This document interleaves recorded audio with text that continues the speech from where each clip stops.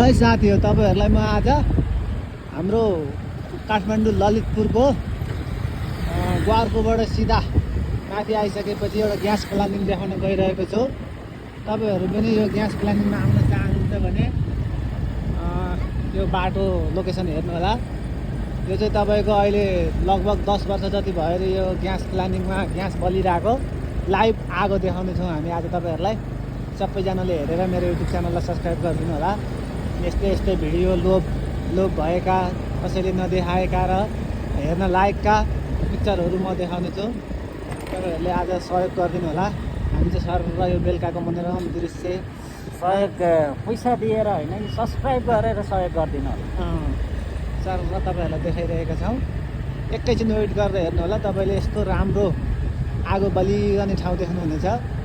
अब लगभग 1 मिनेटमा हामी त्यो ठाउँमा पुग्नेछौँ। हामी चाहिँ त्यही ठाउँको भ्रमणको लागि आएको थियौँ, त्यही भएर सानो एउटा भ्लग बनाएको छौँ।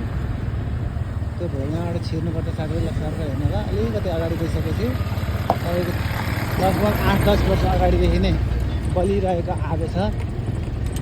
चट्ट हेरेर साथ दिनु होला है त। ल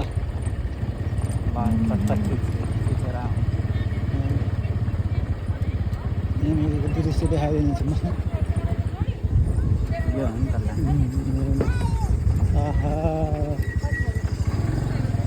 आगो यति राम्रो आगो देखाउँछ। यहाँ रोक्नुहोस्, भयो रोक्नु आगो देखाएको छैन तपाईँले।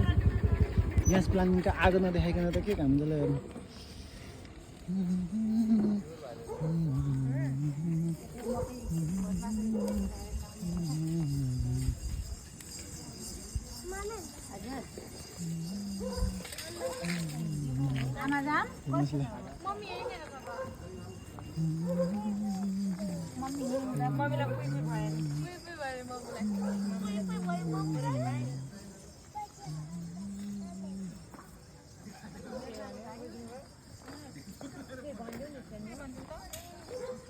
लगभग 10 वर्ष भइसक्यो यो।